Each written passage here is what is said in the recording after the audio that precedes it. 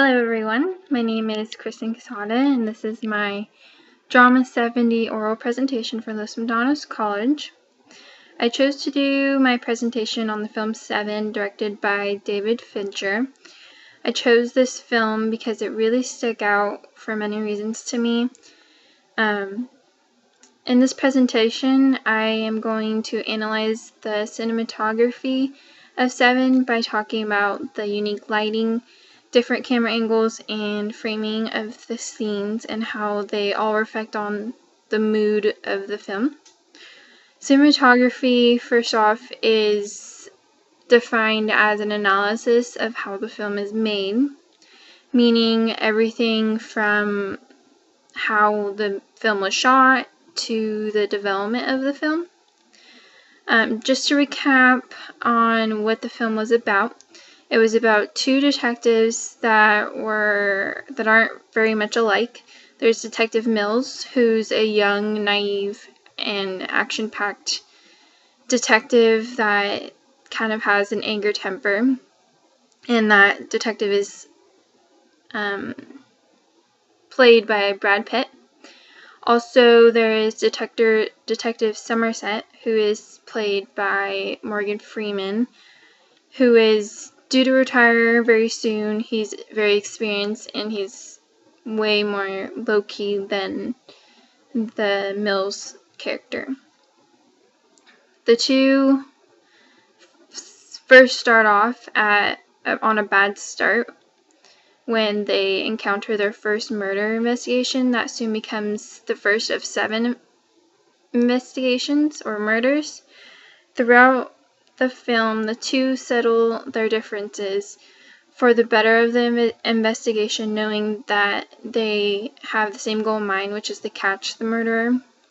This John Doe murderer, which we don't see through most of the film, is trying to prove a point to society that we live in a corrupt world where everyone commits sins every day. The 7 people that are murdered are all who have committed one of the 7 deadly sins. As Detective Mills races to figure out what the murderer is trying to do, he hardly notices his unhappy, as he doesn't know, pregnant wife, who later we see she's in danger. As the film ends with a surprising twist, it reveals to the viewers that our society might not be as civilized as we think, and raises several interesting questions about how much our world is corrupt, and many different unanswered questions about how it is corrupt and how much everyone commits all these deadly sins. The director, David Fincher, finds many clever ways to imply this message through his cinematography. First off, with the lighting of the film, it's very dull and it's almost always raining. One striking scene that portrays this is the first murder, which is a sin of gluttony. It starts off in the apartment, the guy who's killed, his apartment, and they enter into a dark, gloomy, and all of the characters have as a light source is a small flashlights that each of them have. Another example is the beginning of the film. Fincher introduces the film by showing the names of the actors and the staff with a strange, scratchy white font, along with a dark screen and an eerie song rolling along with each name. These are just a couple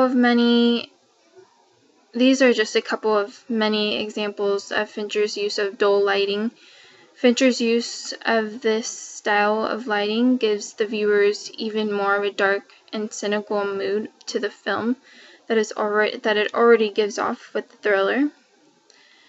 This technique is used in classic thriller films to build tension and to draw the viewers in. The theme that Fincher is trying to portray is that, again, our society is growing with evil and sinners. One day it might get out of hand and we'll end up in a society that is corrupt and we might not be able to find our way back. Although our society has and needs rules, laws, and regulations in order to be civilized, what Fincher is trying to show is that many do not abide by these rules that are there to keep us sane. Not many people actually realize the impact that our society could have without these rules. The film uses several different camera angles, including medium shots, close-up shots, zoom shots, and moving shots. The first medium shot that we see in Seven are the introduction of the two detectives. We see Somerset in his house getting ready for the day and straightening his tie, while we see Mills on his porch ready to go with a casual jacket and a smile on his face. This shows the two very different sides of the two detectives. One is serious, and the other is just trying to get the job done, while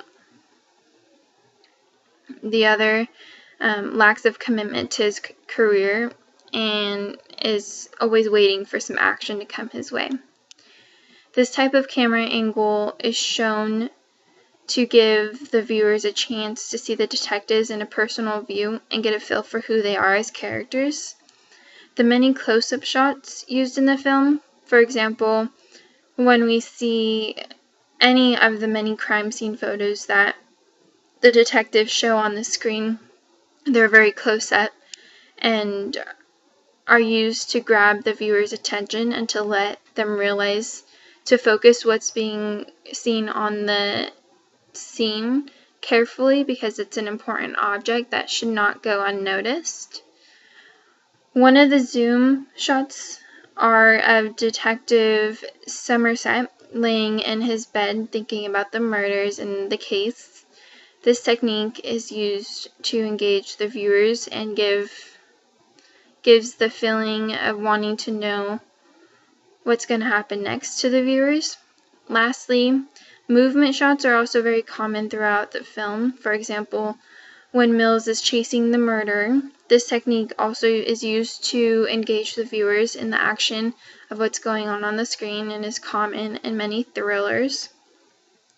The framing of the film is done by Fincher in a very particular way in order to create the message that he wants to send to his viewers.